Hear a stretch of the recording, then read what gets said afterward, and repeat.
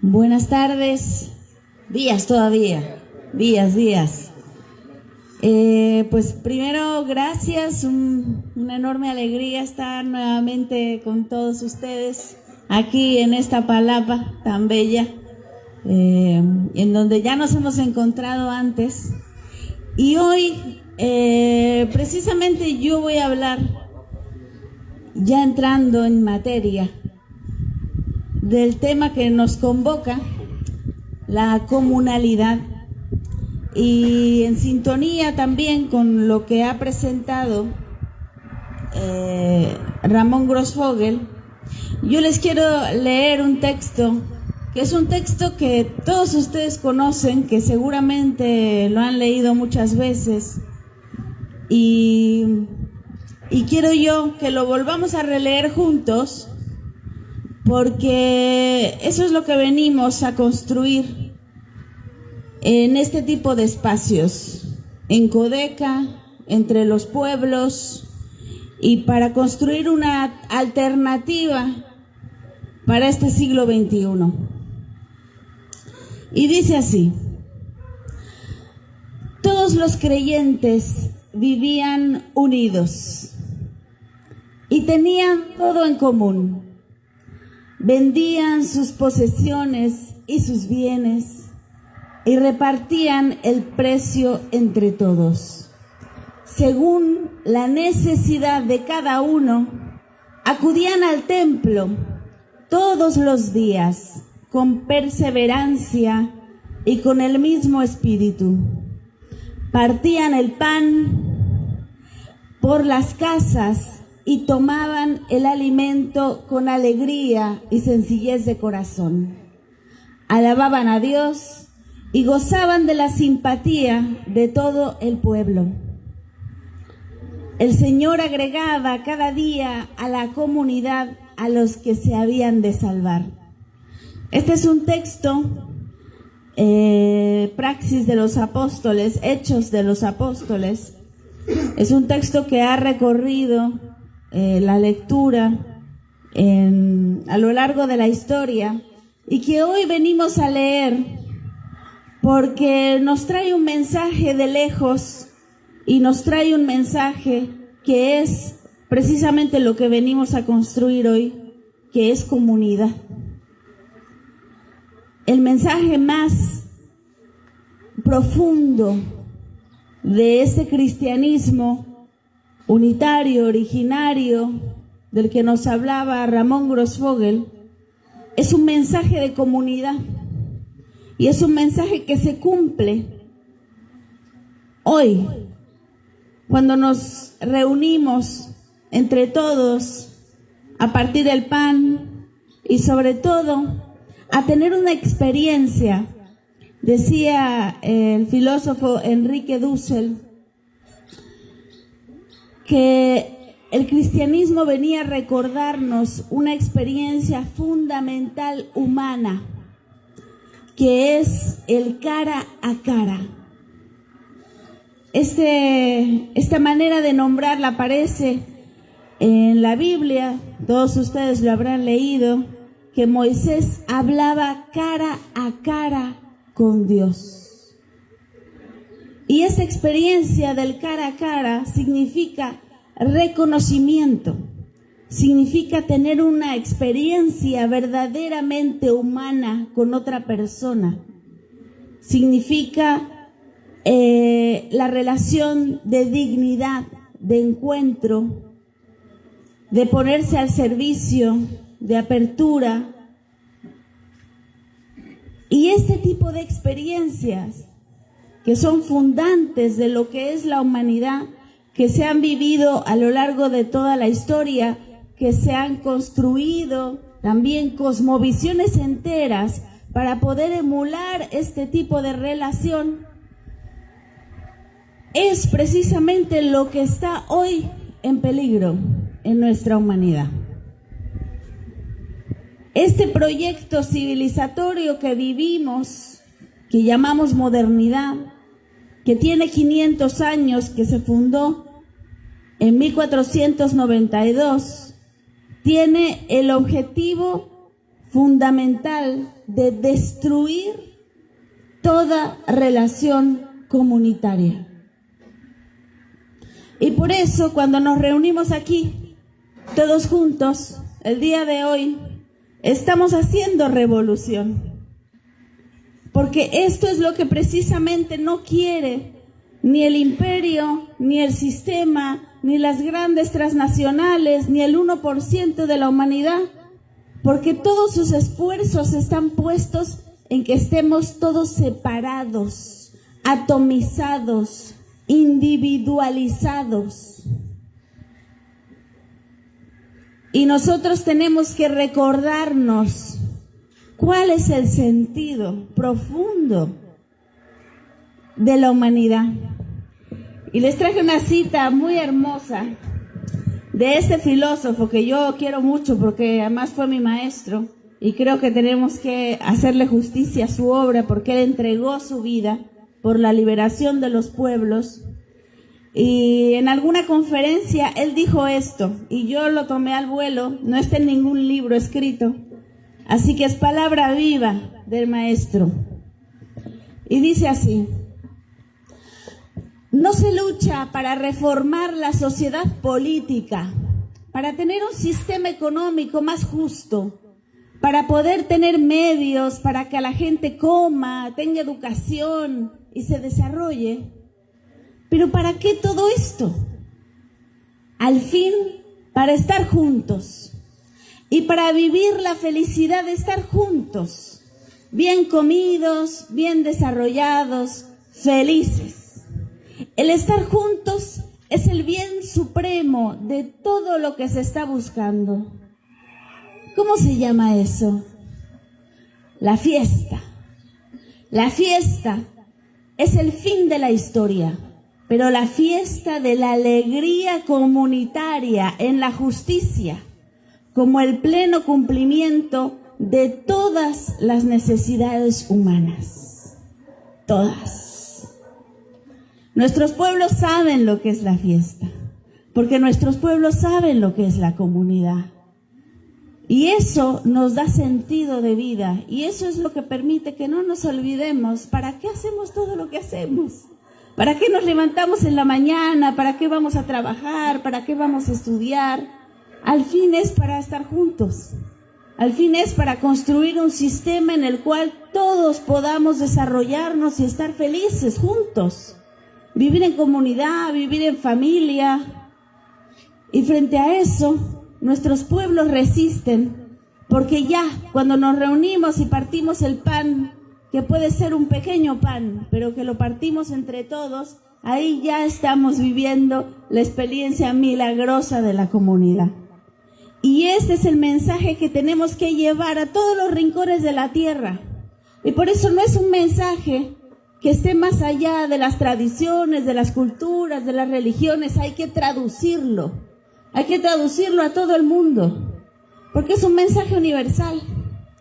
Y es un mensaje que nuestros pueblos también tenían de antaño, mucho antes siquiera que llegara incluso la palabra, el cristianismo, la Biblia. Nuestros pueblos ya sabían vivir en comunidad. Y más aún, ellos sabían que la comunidad no es solamente una comunidad humana, que la comunidad es más, que la comunidad significa también hermanarnos con todos los seres que habitan en esta creación, con los animales, con las plantas, con la naturaleza que es madre. Cuando la madre nos abraza a todos y todos nos sabemos sus hijos, automáticamente reconstruimos la comunidad, porque entre nosotros, ¿qué somos? Si todos somos hijos de la misma madre, ¿qué somos?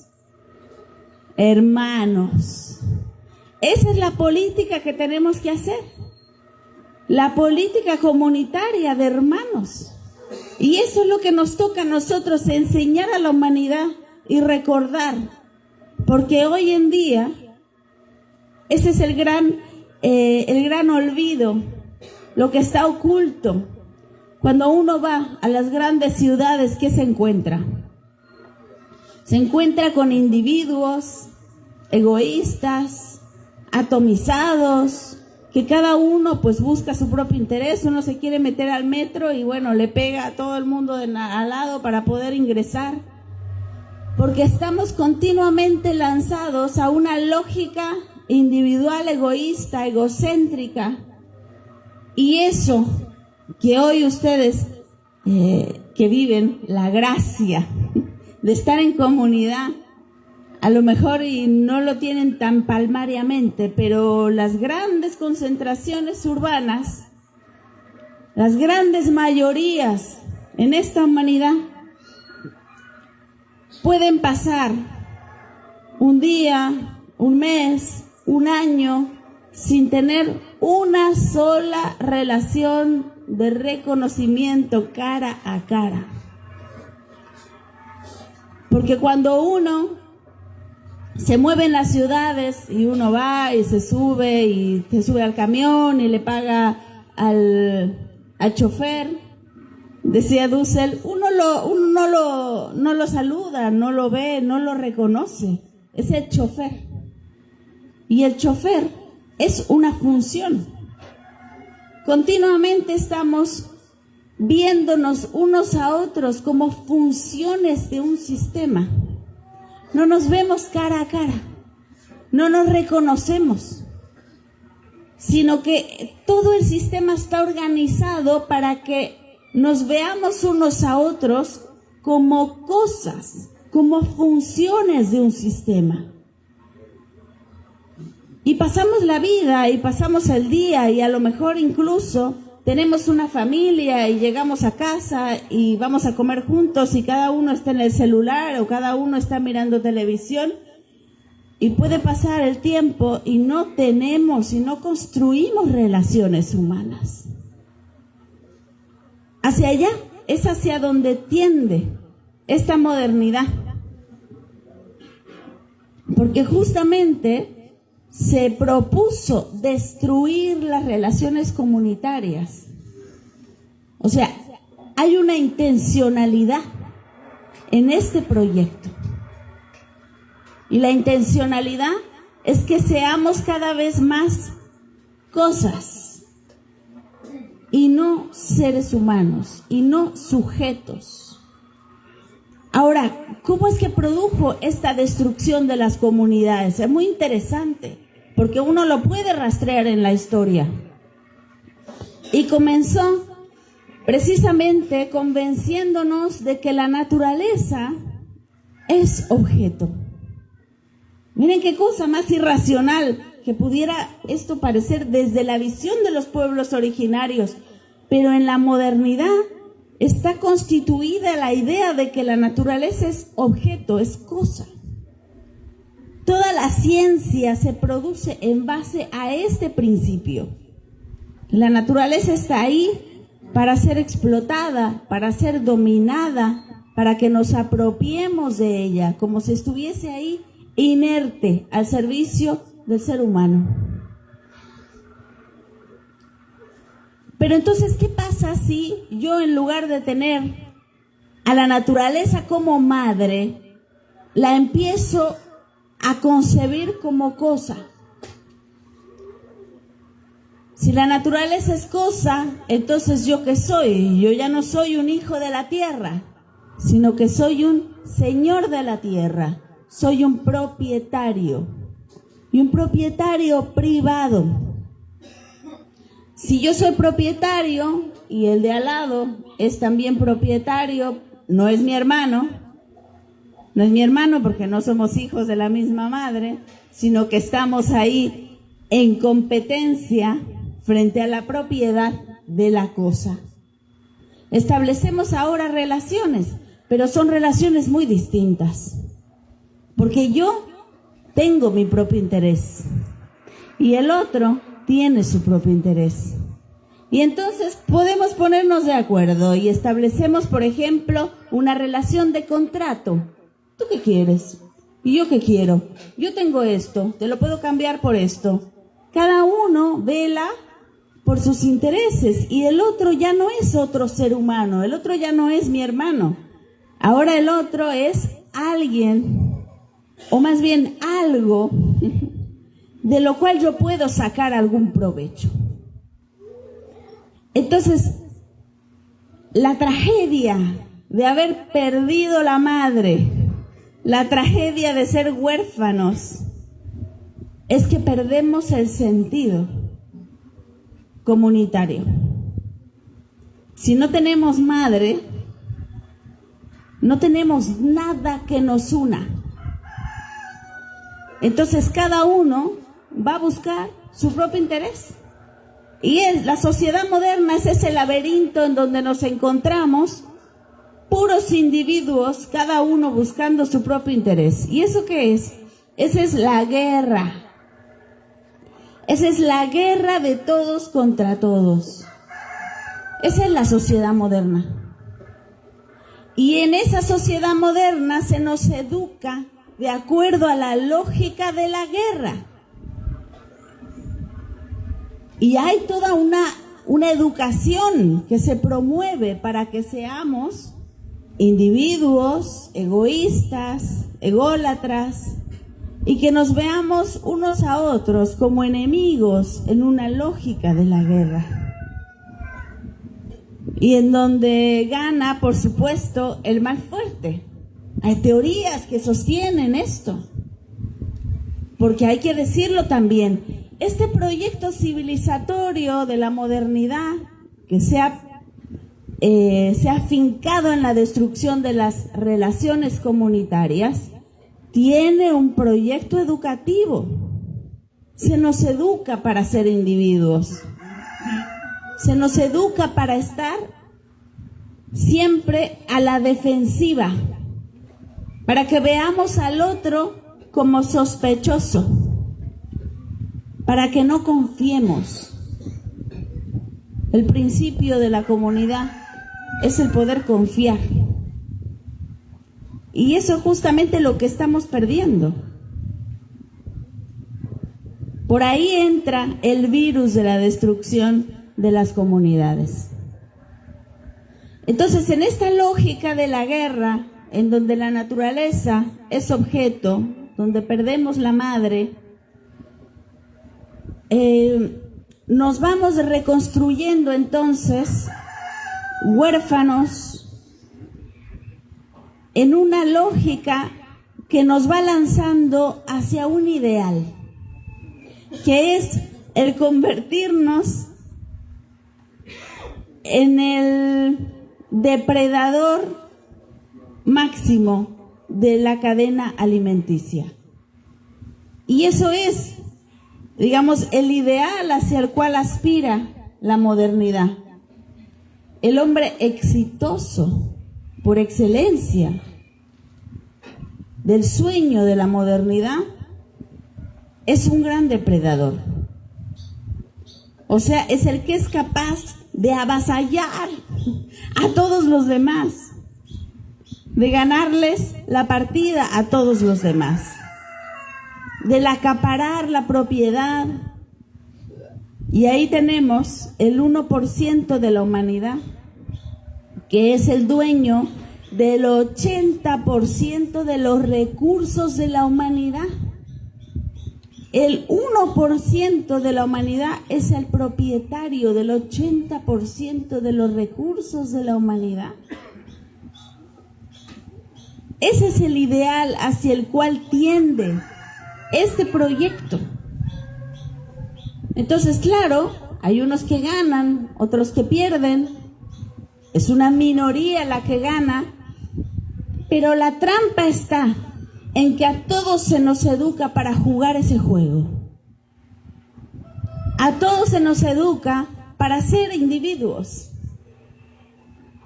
Y por eso la resistencia que tenemos que dar, la lucha que tenemos que dar en los pueblos es a la reconstrucción de las relaciones comunitarias, que es difícil, y ustedes me lo pueden decir mejor.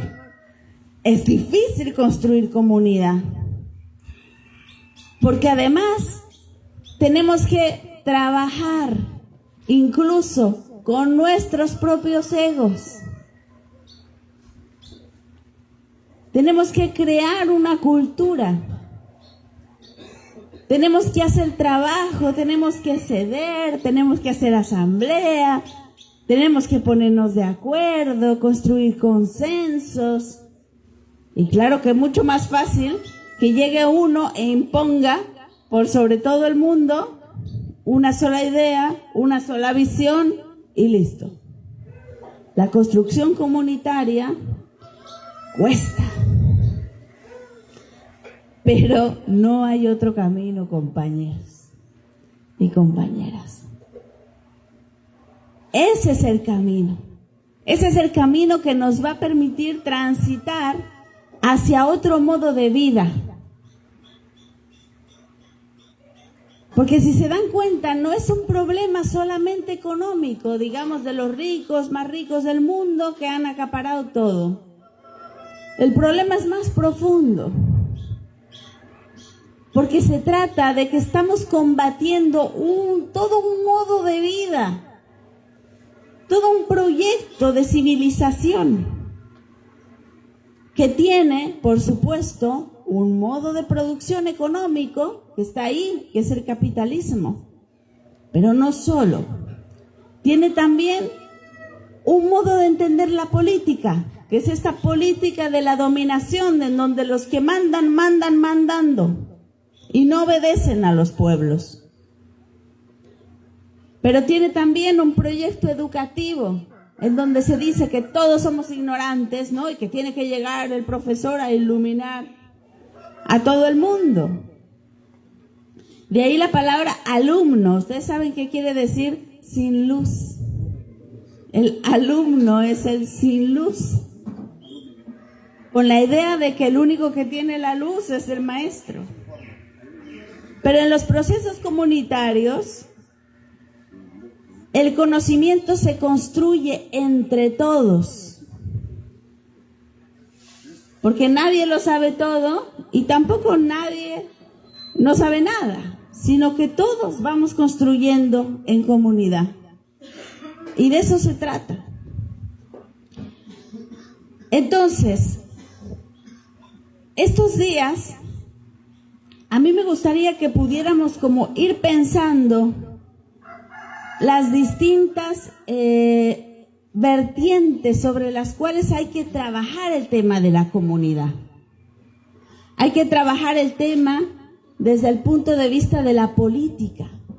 ¿Cómo vamos a entender la política? ¿Cómo vamos a construir lo político? ¿Cómo vamos a entender el poder? ¿Cómo se ejerce el liderazgo político desde una visión comunitaria?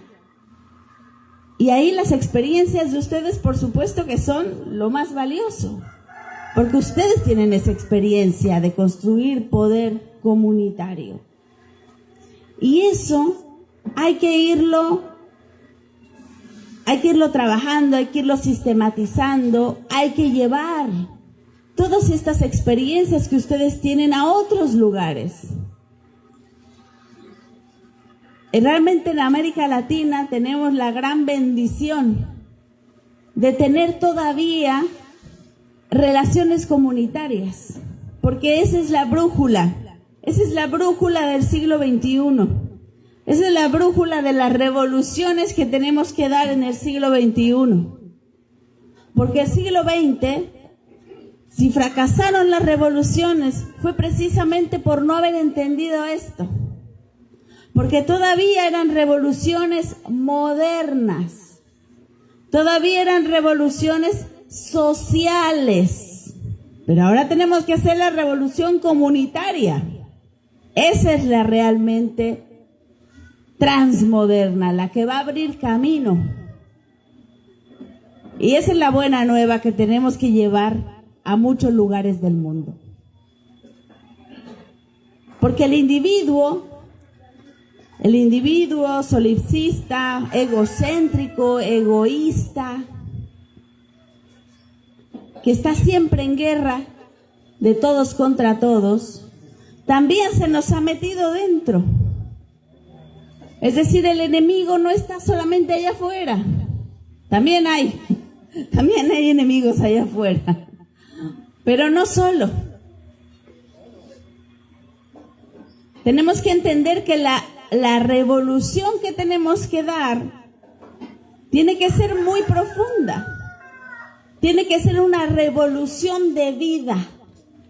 Porque hay que aprender a vivir de otra manera. Hay que aprender a relacionarnos entre nosotros de otra manera. Hay que ir venciendo el individualismo moderno de la sociedad moderna todo el tiempo.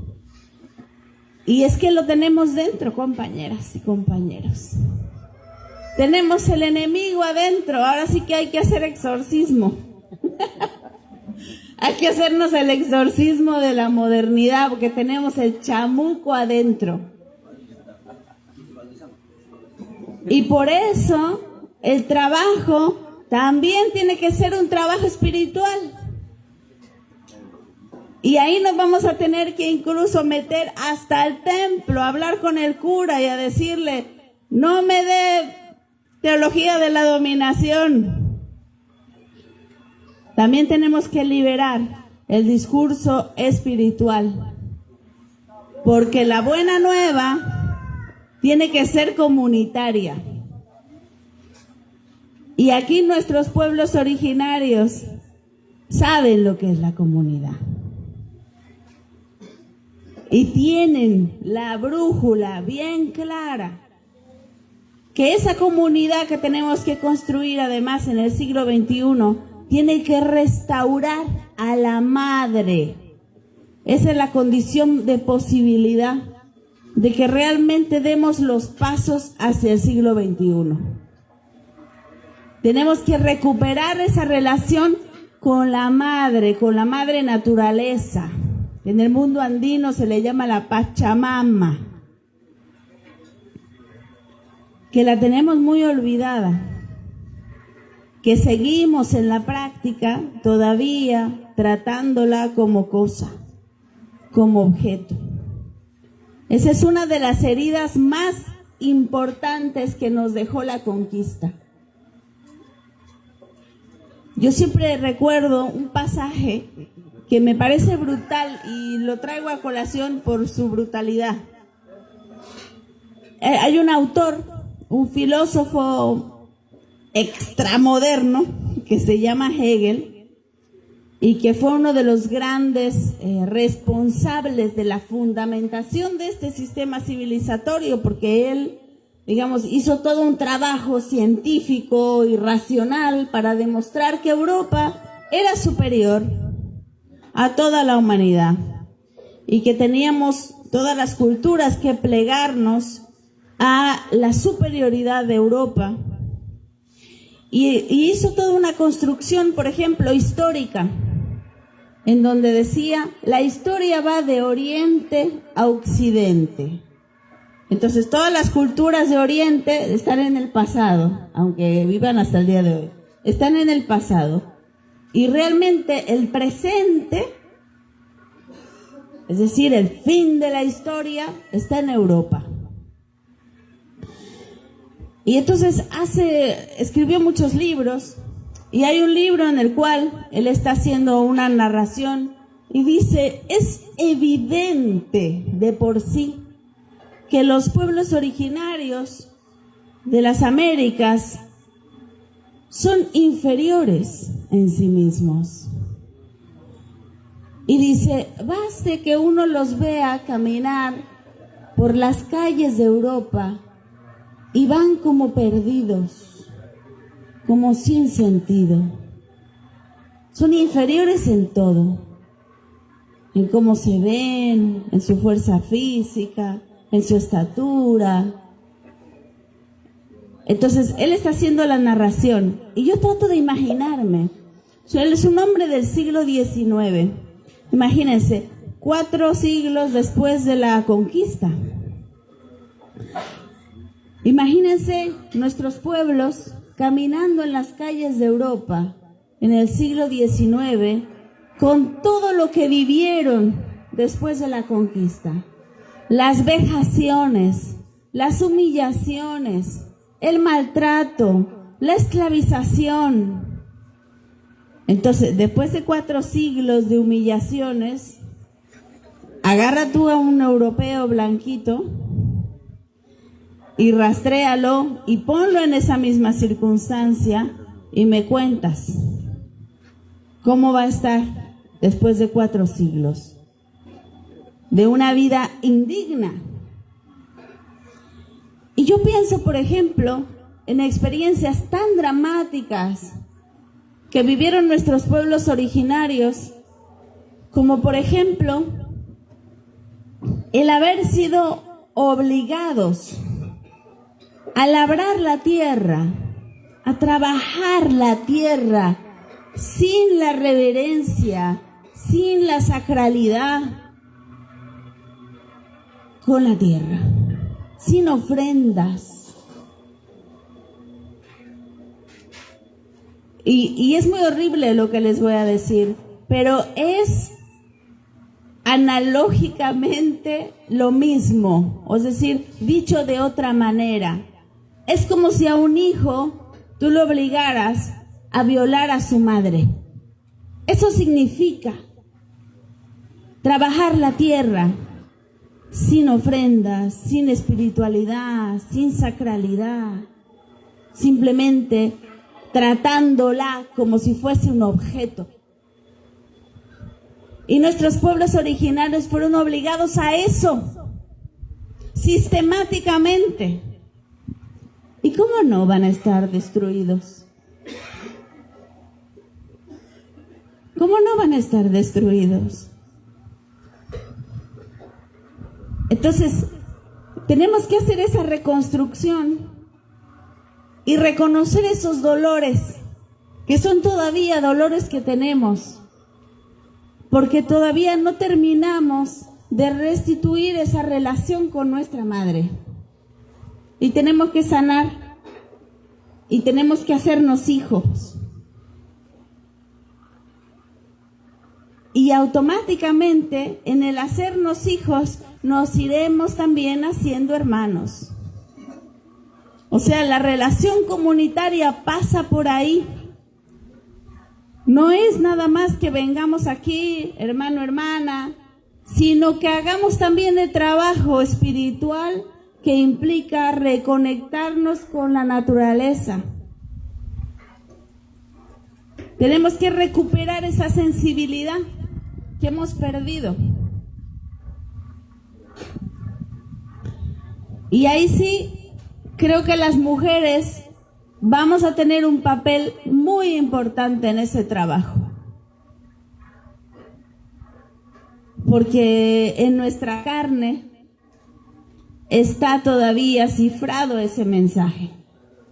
Y tenemos que recuperar ese caminito que nos lleva de la leche que damos a nuestros hijos y que nos conecta con la naturaleza. Tenemos que recuperar todo ese conocimiento que nos viene de la vida, porque es ahí, desde la vida, desde donde vamos a tejer los grandes consensos de la humanidad. Podemos estar muy en desacuerdo en cómo vamos a hacer las cosas, pero la humanidad se tiene que poner de acuerdo de que en el centro de todo tenemos que hacer que la vida sea posible para todos. La reproducción de la vida es el consenso común. Y después, ¿cómo vamos a reproducir la vida? Eso ya es otro cuento, ¿no? Eso va a ser la unidad en la diversidad. La unidad es la reproducción de la vida de todos. Y después, cada comunidad, cada cultura, cada pueblo comerá distinto, se pondrá de acuerdo distinto. Ahí se puede dar toda la diversidad, pero de que todos tenemos que vivir y que tenemos que encontrar una manera que nadie se quede fuera y que nadie se quede atrás, y que todos los pueblos puedan reproducir una vida digna. Eso tiene que estar fuera de toda discusión. Entonces, vamos a tener que hacer un trabajo también de reflexión sobre la educación. Y aquí también nuestros pueblos originarios, por eso digo, no tenemos que inventar la pólvora, no es que vamos a sacar las ideas de nuestras propias cabezas. En realidad vamos a sacar las ideas de las experiencias de nuestros pueblos. Es ahí donde tenemos que ir a brevar, a nutrirnos, a beber. Que nuestros pueblos nos dicen que se trata de que aprendamos a ser nosotros. Ese es el tránsito de la educación que tenemos que ir caminando. Cuando nacemos, somos un núcleo con la madre y la comunidad. Y ahora ese núcleo tenemos que irlo madurando y tenemos que llegar aquí, en la conciencia, a ser capaces de pensar desde el nosotros. Que nuestra racionalidad, que nuestras decisiones, que nuestro trabajo, que nuestro compromiso esté siempre con el contenido del nosotros comunitario. Que seamos cada vez menos yo y cada vez más nosotros. Que nuestras autoridades sean menos yo y más nosotros. Ese es el camino de la subjetividad que tenemos que transitar. Y eso nos va a llevar, por supuesto, a enfrentarnos a toda una tradición que nos dice que no, que el camino es ser cada vez más yo y menos nosotros. Y eso va a significar que rehagamos un montón de conceptos, que pongamos en cuestión un montón de valores que hemos aprendido. Porque estamos realmente en esta ruta de la modernidad, vamos como al contrario, vamos en la ruta al revés. Toda la modernidad nos lleva hacia la individuación, hacia el ser yo. Y hay toda una serie de discursos, de valores que nos conduce hacia allá, que nos digamos que nos encomia a ir en ese camino. Y es más, pareciera como que uno se pone en un lugar muy incómodo. Porque imagínense, si yo les digo, tenemos que criticar la modernidad, pero la modernidad como concepto pareciera algo muy positivo. Que es lo moderno, o sea, lo nuevo, lo racional, lo mejor, lo universal. Y entonces automáticamente que uno dice, no, hay que criticar la modernidad, entonces quiere ser atrasado. No quiero ser atrasado. Hay como una trampa, porque la modernidad se ha inmunizado, o sea, se puso como en un lugar de trono en donde es muy difícil criticarlo. Pero vamos a tener que hacer ese esfuerzo para mostrar que esa racionalidad, universalidad es un gran escaparate. Y que es falso. Y que esa modernidad tenía muchas promesas, pero son solo promesas. Porque tenemos 500 años viviendo la modernidad. ¿Y qué tenemos? ¿Cómo es el mundo el día de hoy? Es más desigual que toda la historia. Esa es la realidad que ha producido la modernidad. Tenemos que poner la modernidad como en un tribunal y sentarla ahí frente a todas las realidades que ha producido. Tenemos que decirle, no me hables de tus promesas. Háblame de tus realidades, porque la modernidad promete una vida de satisfacción de las necesidades, promete con sus transgénicos el poder alimentar a toda la humanidad.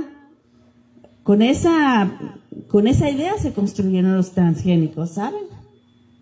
Porque decían, vamos a producir, vamos a modificar genéticamente los alimentos para que sea más fácil de producir y entonces tengamos producciones enormes y entonces podamos alimentar a todo el mundo y ya nadie se quede con hambre. ¿Pasó eso? Y no. Ahora tenemos un alimento que además envenena y seguimos teniendo más hambre que nunca. Entonces la modernidad tiene muchas promesas y son todas promesas, digamos, de construcción del reino de los cielos, en donde ya nadie tendrá más necesidades, o sea, todas las necesidades serán colmadas. La medicina pues iba a curar todas las enfermedades, es más, iba a detener el envejecimiento, la vida perpetua. ¿Y qué tenemos hoy en día? Una medicina que no cura. Exacto, es una medicina de la muerte, es una medicina que te quita el síntoma pero que no te cura. Más, es un gran negocio para poder, mientras te va matando lentamente, va sacando más ganancia. Entonces tenemos que anteponer, ¿no?, frente a todas esas promesas de la modernidad, las realidades de la modernidad. Y a ir destruyendo esta autoimagen que se hizo la modernidad de sí misma y que es totalmente falsa. Entonces tenemos que mostrar la irracionalidad de la modernidad, la no universalidad de la modernidad, la no verdad de la modernidad, ir reconstruyendo los conceptos, ir reconstruyendo un modo de vida que efectivamente nos permita ir más allá. No sé cómo ando de tiempo, déjenme ver aquí. Bien. Entonces, uno de los temas que me gustaría ir abordando es la cuestión de la dialéctica producción-consumo. Este es un tema que trabajó muy a profundidad un filósofo boliviano que yo quiero recordar aquí, que se llama Juan José Bautista, y que hablaba de cómo es que la modernidad no solamente ingresa a nosotros a partir de, digamos, de un discurso, sino que ingresa a nosotros también a partir de un consumo. O sea, aprendemos la modernidad y nos vamos alimentando de la modernidad. En ese sentido, la comida no solamente contiene minerales, proteínas, vitaminas, sino que tiene también otro contenido, que es un contenido que no se ve. Y eso tiene que ver con la subjetividad, la espiritualidad, las utopías contenidas también en el alimento. Y entonces él decía, si yo como capitalismo, que nadie se extrañe que después yo reproduzca capitalismo. Y el hecho de que nos reunamos nosotros y podamos comer comida de la comunidad, eso también nos alimenta otro tipo de subjetividad, otro tipo de sueños, otro tipo de vida. No es lo mismo comer comida de la calle que comida de mamá. Nutre de otra manera y nos da un contenido distinto que la comida de la calle. Entonces, parte fundamental de ser comunidad tiene que ser producir comunidad realmente. O sea, la comunidad hay que producirla a través de proyectos productivos también. Tenemos que irnos ponernos de acuerdo y que esa comunidad, estas iniciativas, que son iniciativas políticas de transformación, de construcción de un proyecto, de una institucionalidad, de un ejercicio político, que también comiencen a resolvernos en lo inmediato, en la reproducción de la vida. ¿Cómo vamos a resolver la producción de la vida?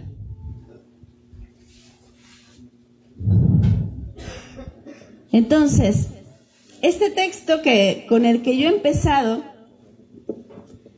y que es tan lindo, de Praxis de los Apóstoles, Hechos de los Apóstoles, dice algo que también va en este sentido. Dice, partían el pan por las casas y tomaban el alimento con alegría y sencillez de corazón. Partían el pan. No solamente se trata de producir el pan, hay que producir el pan y ahí, digamos, viene toda la economía. ¿Cómo vamos a producir el pan entre todos? Sino también hay que ver que el milagro de la comunidad se da en el partir el pan. En el partir es donde se da la multiplicación de los panes. En el partir se da, porque ahí es donde uno aprende a ser comunidad. O sea, a no anteponer el ego, a no anteponer el yo, sino anteponer la comunidad, anteponer al otro.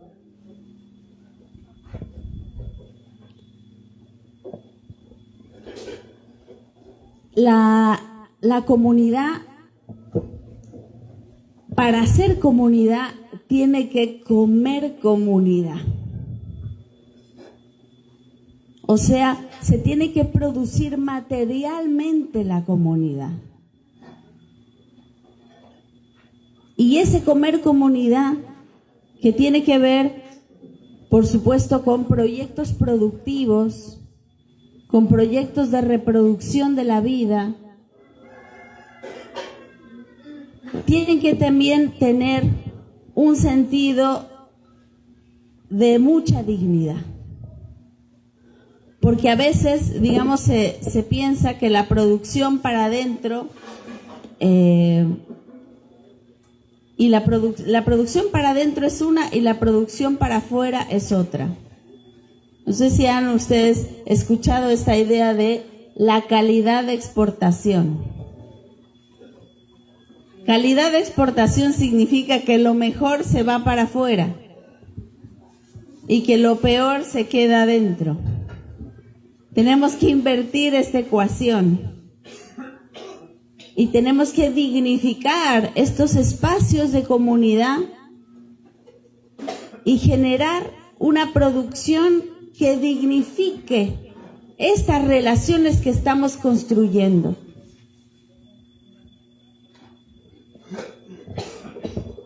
Porque también a nuestros pueblos se los pone normalmente al final de la ecuación.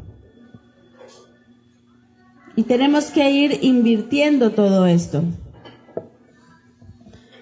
Entonces, el tema de la comunidad, que quiero que vayamos como dándole vueltas sobre lo que significa esto, porque esta es como la base de las alternativas que tenemos que pensar. Y si se dan cuenta, no es que vamos a pensar una alternativa que quién sabe de dónde la vamos a sacar, ¿no? Hay gente que dice, se acabó el socialismo, ya no es una alternativa, el comunismo, o sea, pareciera como que estamos en el fin de las alternativas. Sí, más allá del modo de producción capitalista, ¿qué vamos a producir? Lo primero que tenemos que darnos cuenta es que las alternativas no se producen en la cabeza. No va a ser como una idea así asombrosa que un día se nos va a ocurrir y que va a llegar como por arriba y que la vamos a tener que aplicar. Tenemos que construir lo nuevo, la transformación, la revolución desde lo que somos, desde estas experiencias comunitarias. Porque la alternativa en realidad es no más sino una expansión de estas experiencias cara a cara, comunitarias, de reconocimiento, de verdaderas relaciones humanas. Eso es lo que tenemos que expandir. Y tenemos que aprender a hacer economía desde ahí, política desde ahí, educación desde ahí. Y hay mucho, o sea, si se dan cuenta, hay mucho trabajo por hacer. Porque se trata como de tomar estas coordenadas y de empezar a producir pensamiento, empezar a producir ideas, empezar a producir instituciones. El proyecto del Estado plurinacional es precisamente un ejemplo de pensar cómo vamos a organizarnos ahora como Estado sin dejar de ser comunidad. Porque el Estado moderno colonial fue un Estado pensado desde una nación, una visión, una religión, una cultura. Es el dominio del uno. Y ahora tenemos que ir pensando la transformación, la construcción institucional para que responda esa institucionalidad a lo que somos. O sea, ¿cómo vamos a construir ahora una institución que sea a nuestra imagen y semejanza? Que no tengamos que dejar de ser para poder ingresar en un esquema que no somos, sino más bien producir una institución que se parezca a nosotros, que se parezca a la comunidad que somos. Así que estos espacios de encuentros, de discusión, de asamblea, son los espacios donde se van a dar como semillas, como germen de la construcción de lo nuevo. Y ahí yo quiero traer, digamos, el ejemplo de lo que se está trabajando en Venezuela, las comunas, y que el comandante Chávez las pensó no como comunas, digamos, aisladas, sino más bien él pensó en un estado comunal, en comunas que estén articuladas, comunas que se vayan enraizando unas con otras, relacionando unas con otras, que puedan irse, así como las células, ¿no? Se van uniendo unas a otras para poder tener nuevas funciones, nuevos alcances, que cada una de esas comunas se articule y puedan ser espacios no solamente de reproducción de vida de los integrantes de la comuna, sino que también puedan ser espacios de gestión del poder, de gobierno, de decisión política, de organización. Y esa experiencia a mí me parece que es interesante, porque es un esfuerzo real, concreto, que se está haciendo para poder construir ahora sí una alternativa. El Estado plurinacional, ¿no?, es una apuesta también. El Estado comunal es otra apuesta. Creo que tenemos que ir haciendo diálogos entre este tipo de apuestas que son apuestas comunales al fin. Y que creo que nos pueden dar muchísimo para poder pensar y para poder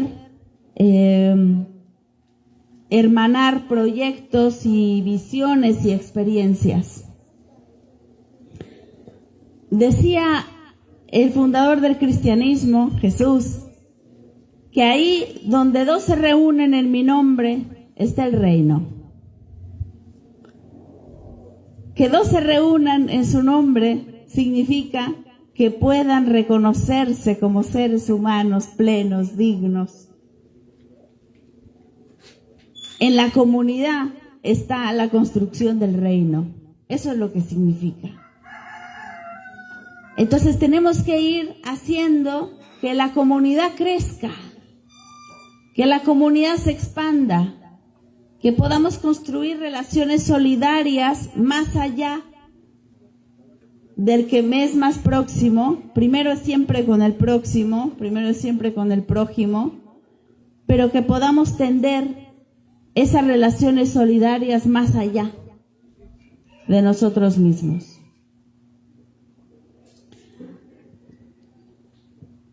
Hay una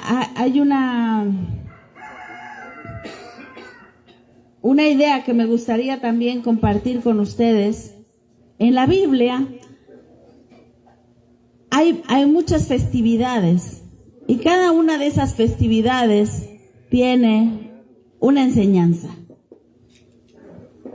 Y yo quiero pensar con ustedes una de esas enseñanzas. La primera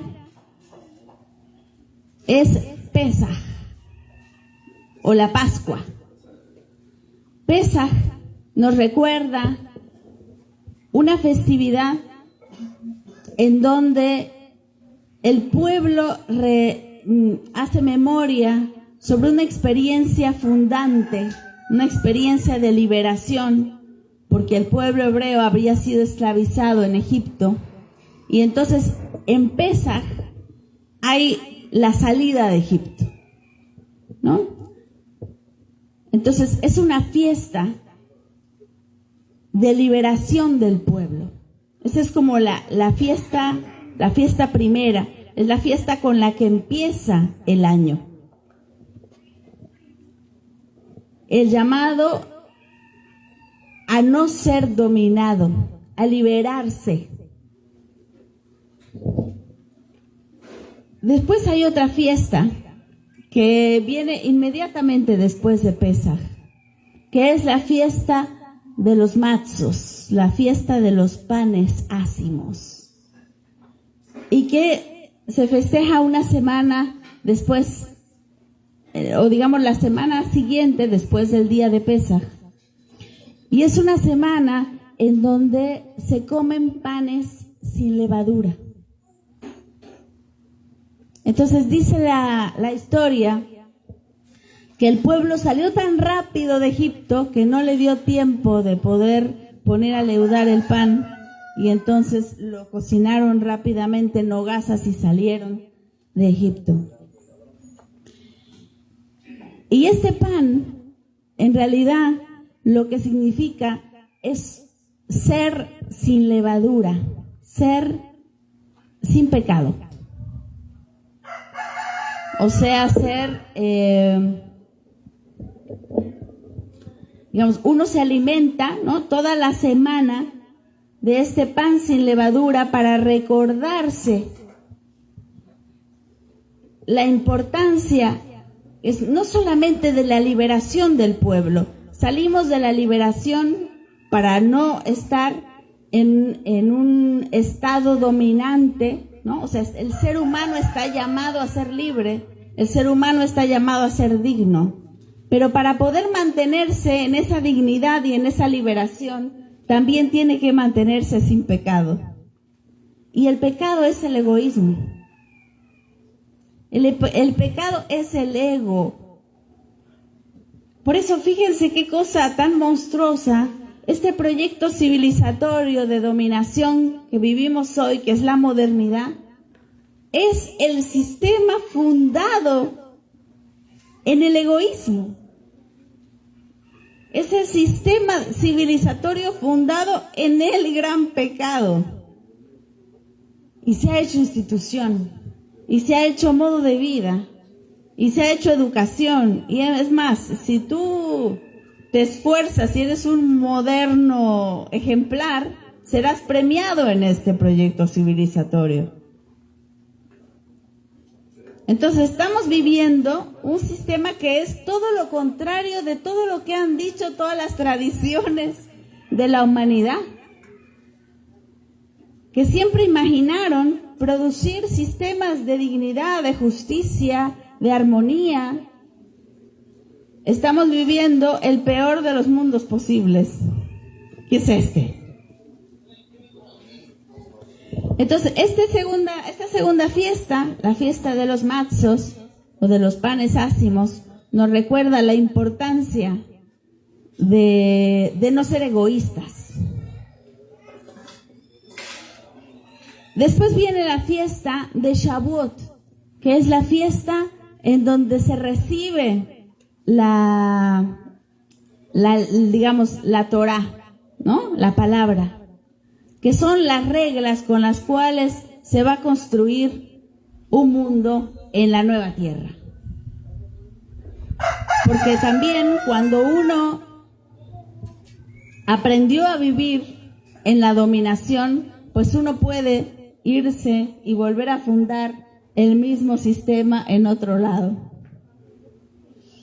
Pero el pueblo tuvo que pasar 40 años en el desierto para poder olvidar todas las relaciones de dominación y aprender a vivir de un modo nuevo. Viene después la fiesta de Yom Teruah, que es una fiesta de un llamado, el llamado a prepararse para ponerse delante. Y ahora sí, digamos, con la responsabilidad de lo que uno ha hecho, de lo que uno ha dicho. Es como un llamado a la reflexión. Porque también la reflexión es importante, el saber dónde uno está parado, cuál es la responsabilidad que ha tenido uno. Después viene el Yom Kippur, que es como el día del arrepentimiento, ¿no? Donde uno vuelve sobre todo lo que ha pasado durante el año y vuelve al camino, vuelve a ser otra vez como un pan ácimo, sin levadura. Y finalmente es la última fiesta, que se llama Sukkot, que quiere decir cabañas, que es la fiesta de las cabañas. Y es una fiesta que es sobre la que yo quería comentarles. Es una fiesta comunitaria. Dice, se construye una pequeña cabaña en donde la gente, la familia se reúne y vive durante una semana en esa cabaña. Y es una cabaña así un poco como la idea de la palapa nuestra, por donde pues pasa el aire y pasa el frío y se ven las estrellas. Y toda la semana se vive en ese espacio, como al amparo. Dice, al amparo de Dios, recordando que uno está de paso en este mundo. Y lo que nos toca hacer es construir esos espacios de reunión, esos espacios de comunidad. Y ahí, en esos espacios, es donde se vive el sentido profundo del reino de Dios. No es en otro lugar. O sea, el fin de la historia, el fin del sentido, y que es con lo que yo empecé esta sesión, que es no más que el estar juntos. Eso es lo que le da sentido a todas nuestras prácticas y a toda la historia de la humanidad. El poder estar juntos, bien comidos, bien desarrollados, felices, satisfechos. No hay nada más angustioso que el perder a los seres queridos en el abandono, en la tristeza, en la pobreza. La comunidad, precisamente, cuando está bien constituida, pues nos permite rehacer realmente alternativas de construcción de una nueva realidad para todos. Entonces, hoy que ustedes tienen la gracia, porque esa es una gracia, de poder vivir en comunidad, de poder encontrarse, de poder tener estos espacios de formación, de poder llevar también a sus comunidades la buena nueva de que ya están viviendo una alternativa, que ya están viviendo otro mundo posible. Y eso no es para el futuro, eso es ahora, aquí, lo vamos construyendo. Y se trata como de expandir, de hacer política, de hacer comunidad, de hacer economía, de hacer educación, desde ese modo de vida, desde esa experiencia. Y en ese sentido, pues ustedes son los creadores realmente. No es que venimos nosotros a iluminarles absolutamente nada. Venimos a detonarles, a decirles, están haciendo lo que hay que hacer en este momento, en esta humanidad. Y nos ponemos nosotros también con el oído de discípulo, de aprender de sus experiencias y de llevar también esta buena nueva que son ustedes a muchos otros lugares del mundo. Muchas gracias.